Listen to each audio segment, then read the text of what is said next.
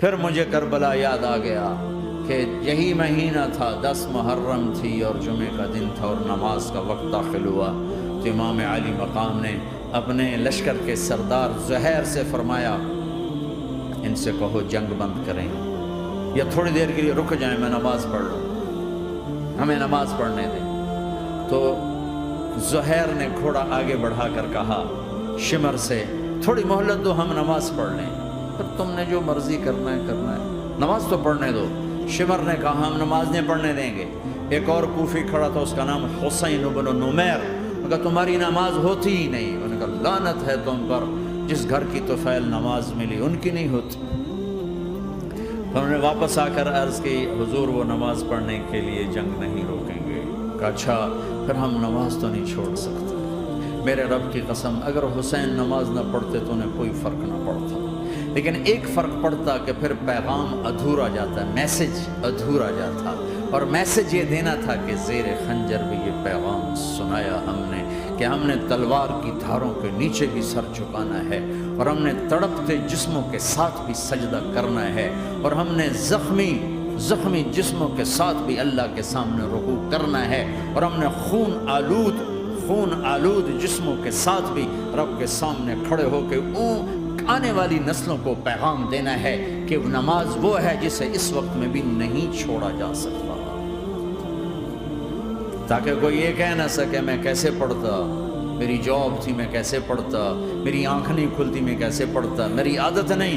اللہ کی قسم یہ جنتی نہیں تھے، جنت کے سردار تھے، صرف جنتی نہیں تھے، جنت کے سردار تھے، صرف جنتی نہیں جنت کے سردار۔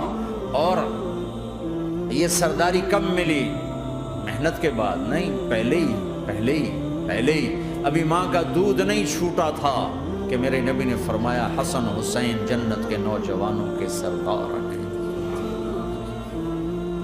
اور ایسا پیار تھا کہ دونوں کو عرب سردار بچہ اٹھانا اپنی ذلت سمجھتے تھے، بچے نہیں اٹھاتے تھے، سب کے سامنے پیار نہیں کرتے تھے، لیکن آپ حسن حسین کو یہاں اٹھاتے پھر یہاں ہی نہیں اٹھاتے تھے، یہاں کندھوں پہ بٹھاتے، یہاں۔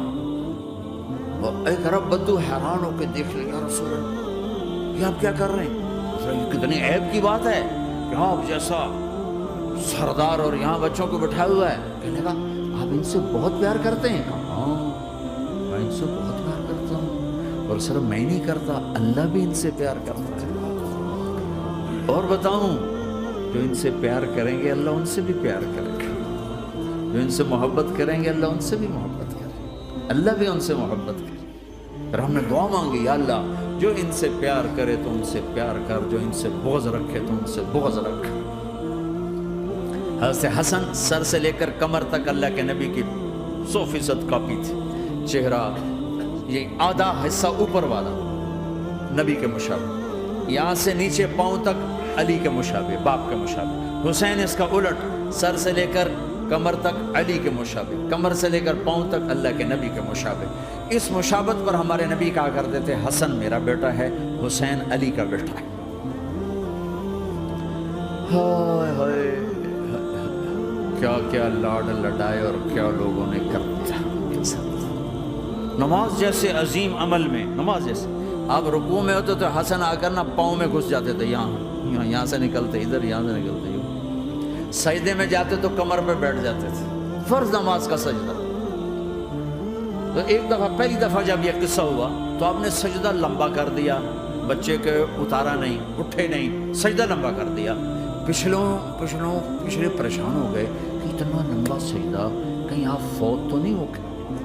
تو جو پہلی صف میں تھے نا انہوں نے یوں کر کے دیکھا، چکر کی وہ دیکھا تو حسن کمر پہ چڑھے ہوئے، تو قریب ایک آدمی نے آگے ہاتھ بڑھا کے کھینچنا چاہا، تو آپ نے یہاں سے دیکھا ہاتھ آ رہا ہے، تو آپ نے اپنے ہاتھ سے یوں اشارہ، نماز میں یوں اشارہ کیا کہ میرے بچے کو نہ چڑھو۔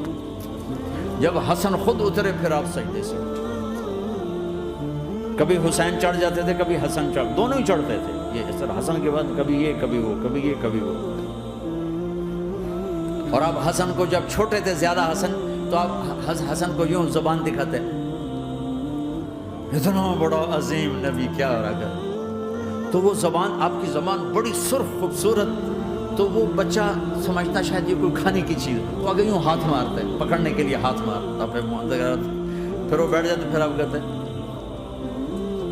یہ میرا نبی گھر کی زندگی بتا رہا ہے۔ اور تمہیں تو بچوں کے پاس بیٹھنے کا وقت ہی کوئی نہیں، بیگم بھی کم جاب پہ جا رہی، خامد بھی جاب پہ جا رہا، پیچھے بچے ڈرگ بیچنے پہ لگے، اب تم کس کام کے ہو؟